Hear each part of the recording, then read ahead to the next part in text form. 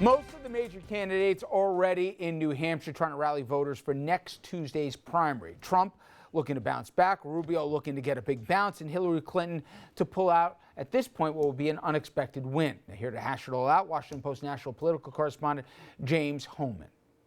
You know, as we look to New Hampshire, looking for a few signals we can take from Iowa, including turnout. I know you wrote about that today. Record turnout, especially on the GOP side. What, if anything, should we extrapolate for that going forward? This is a fluid race that is drawing a lot of interest and excitement. One of the things that is surprising is about half the people who showed up at the Republican caucuses in Iowa were first-time voters, but the conventional wisdom had been that those people would break overwhelmingly for Donald Trump. In fact, Trump hardly won that group. Marco Rubio did really well. Ted Cruz won about a fifth of them.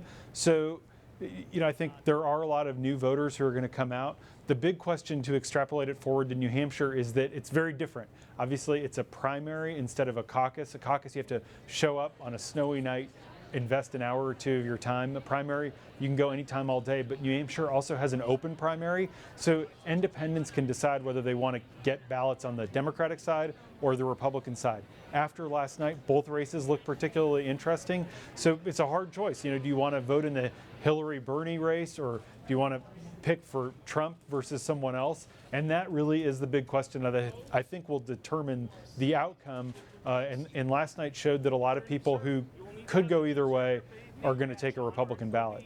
To that end, and speaking of Trump, first of all, there was actual humility at the end, which in and of itself is a story. But more than that, if there were anything that he can take away from Iowa that, you know, lessons learned, including probably campaigning in that state until the actual caucus instead of leaving when he did for New Hampshire. Moreover, figuring out what you're doing when you go to the offertory basket maybe or getting communion. What are the takeaways, James, seriously, that he's going to do it differently for New Hampshire, South Carolina, Nevada down the line? Do you think there's lessons that he can take from Iowa and push beyond? There are lots of lessons he can take from Iowa, Richard. You know, Donald Trump needs to learn campaigns matter. Organizations matter. You cannot win a presidential campaign through free media that you get by going on cable news and talking. You have to build a ground game, a field operation to get your supporters out. The ground game for Trump in Iowa lagged behind. It was not a serious effort. In fact, looking at the campaign finance reports from the last quarter, Donald Trump's camp spent more on hats that said "Make America Great Again" than they did on voter mobilization and persuasion in Iowa. I think that is very, very telling. And, you know, Trump just wasn't doing the mechanical things that you have to do to win a presidential campaign. We had talked for the last couple of weeks. Maybe the rules don't apply anymore or in 2016 or to Donald Trump.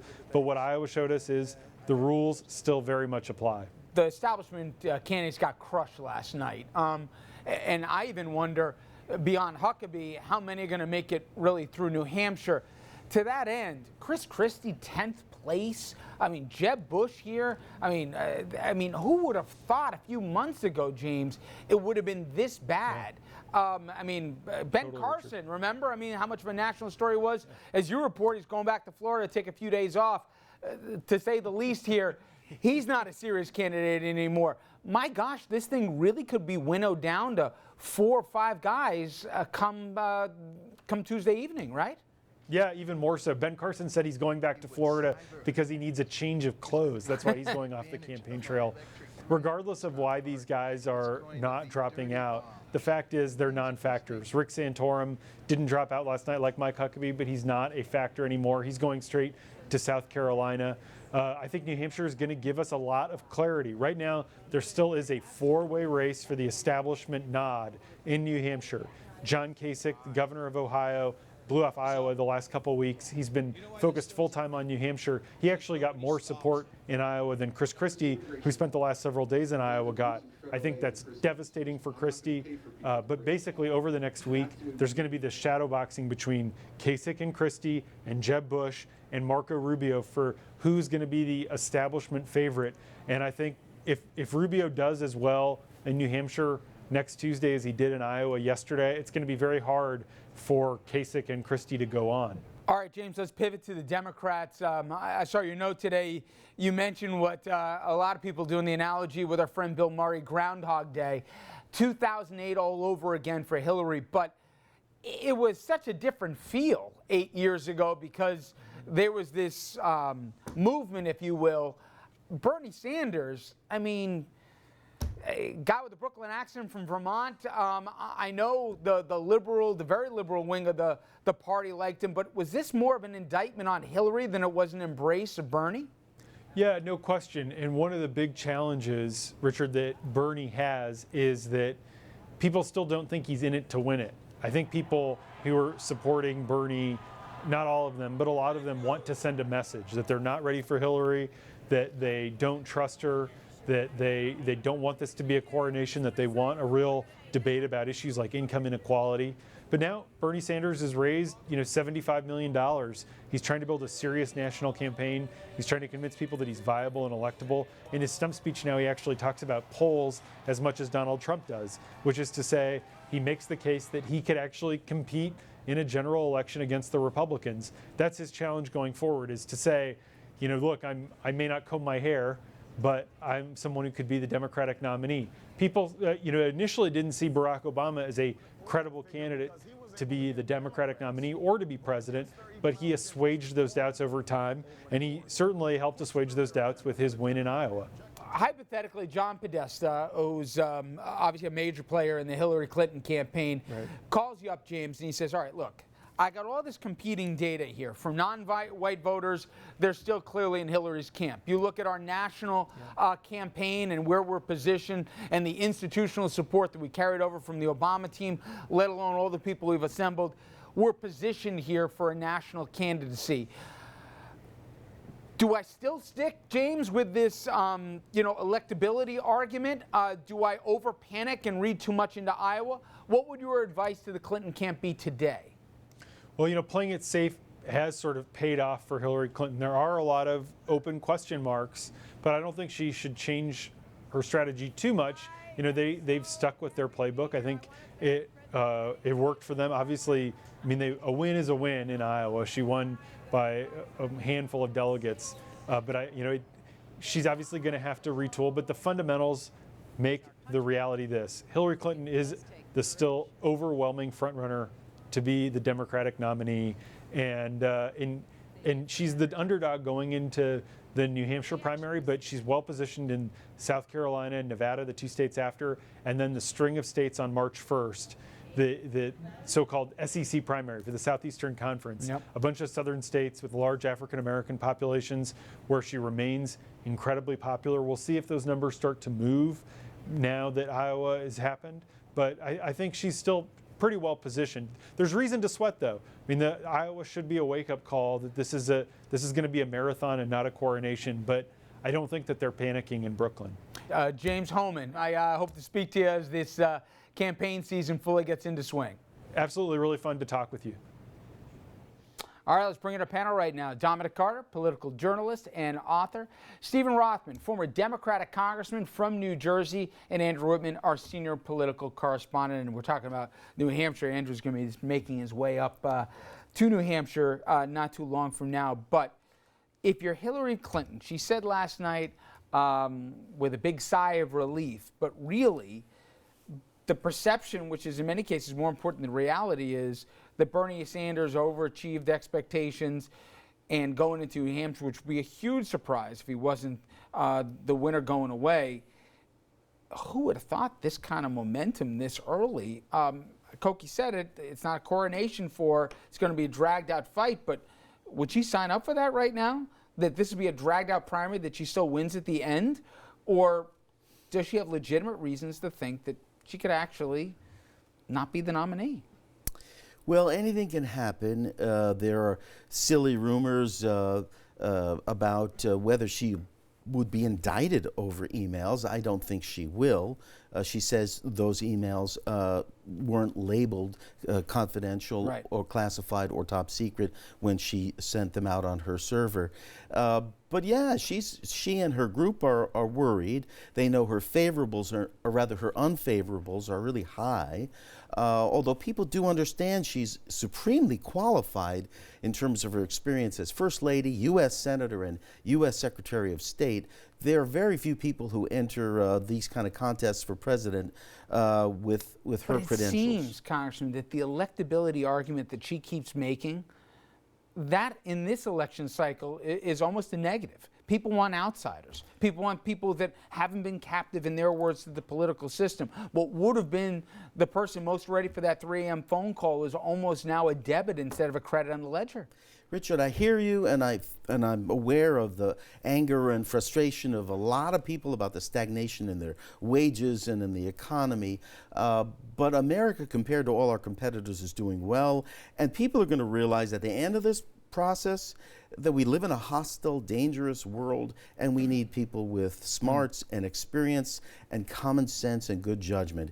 And at the end of this long marathon of marathons, she may still come out on top. You're going to get into the calendar, Andrew, and also some of the math in terms of Iowa, New Hampshire, not reflective of what South Carolina, Nevada, and Super Tuesday is going to look like. But would you tell the people within Camp Hillier, if they're nervous, just take a deep breath, it's going to be fine? Or would you say, you got reason to be worried? Maybe it's time to change the message. I think there's reason for concern, but I think she's in fine position. And I think the biggest goal was don't lose Iowa, because she's probably going to lose New Hampshire. And then if she lost the first 2 contests, the narrative would have been it's 2008 all over again. There's an upstart and it's all slipping away from Hillary one more time. Now, she didn't win by a lot. They basically came to a tie in Iowa, but a tie is good enough for a win for Hillary, because now she will not begin this process by losing the first 2 primaries or caucuses. She is still better positioned in Nevada, which follows New Hampshire, and then South Carolina, than Bernie Sanders is. And then Super Tuesday, she should be in position to clean up. So would she have liked to have beaten Bernie Sanders by more in Iowa yesterday? Absolutely. But is there reason for panic? I don't think so. I think, and now she's the underdog in New Hampshire, and all that she has there is upside. If she wins or comes close, then she's defeated expectations, and she's the comeback kid. And when have we heard that from a Clinton in New Hampshire before? Well, Dom, we go to the Republican side. Okay. And I have not remembered a time where people in our line of work haven't known to make heads or tails out of somebody as much as Donald Trump. And do we believe the polls? Do we not believe the polls? You know, how many people are going to turn out here? Oh, if they turn out, that's great for Trump. Well, this is what we know. A lot of people turned out. A record number of Republicans turned out. That was supposed to help Trump. Not so much. Apparently, the 11th hour voters here who couldn't make up their mind, they didn't break for Trump. They either broke for Cruz or even more so for Rubio right now. How much of the balloon of Trump, of the inflated expectations he was going to run the table, has been popped? Or do we all just flip-flop again, and when Andrew's talking to us from Manchester, never mind, Trump wins big in New Hampshire and he's off to a big Super Tuesday? I love the analogy, because that's exactly the way I would describe it in terms of the balloon. At least for the next 7 to 8 days, someone took a sharp needle and went to the balloon and said, pop, because the argument that you're invincible, that you're the man, that you don't lose, that's for little people. Little regular people lose, not Donald Trump. Pop. So he's expected to win New Hampshire. The question is, what type of bounce momentum does Cruz is not going to do well in New Hampshire. So Donald Trump can regain his claim, but I dare say, and he's got, he can stay on forever, but this might be the beginning of he's a mere mortal like the rest of us. Let me just add to the pop, maybe. Yeah. Because Trump has absolutely defeated every expectation we've had in this race so far. So maybe the air comes out of the balloon. Then again, maybe not. You know, Congressman, one of the things that was argued, all the traditional conventions of a campaign, about paid advertising, about structured ground game, about having precinct commanders, about people were like, that was then, this is now. Was last night a rebuke to that modern notion that you don't need that stuff? Do the same old rules apply, which was Rubio had, and certainly Cruz, they were there a lot longer. They did more retail politics. It wasn't just the big events.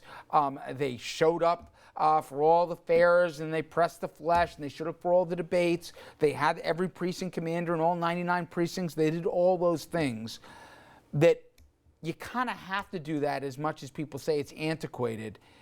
Is that, do you think, one of the explainers as to why Trump just didn't meet expectations last night? Well, I think you need both things. I think you're right. You need to cover your back by doing the traditional things about organizing the state district by district and precinct leaders, etc. But you also have to take advantage of what's new and marketable, and Donald Trump did that, and Bernie Sanders did that too, although he had quite a great organization, albeit he got it set up in a hurry. But this year is wide open for everybody. Yep. And by the way, just because somebody wins the Iowa caucus doesn't mean they're going to be president. No. As we know, Rick Santorum, Mike Huckabee on the Republican side, they won the Iowa caucuses. They didn't become the nominee or the president. And on the Democrat side, Al Gore and John Kerry won the Iowa caucuses. They didn't win the presidency. So we have a very long way to go. Iowa was really only 2.5% of the total of votes that one would need to win the respective conventions. We got a long way to go. All right. Coming up next, though, Iowa and New Hampshire always first. But does that mean they have a huge role in deciding who wins the White House? I think the congressman addressed that. We're going to take a look back and discuss whether or not history can guide us about the future, and will lay out the map that lies ahead.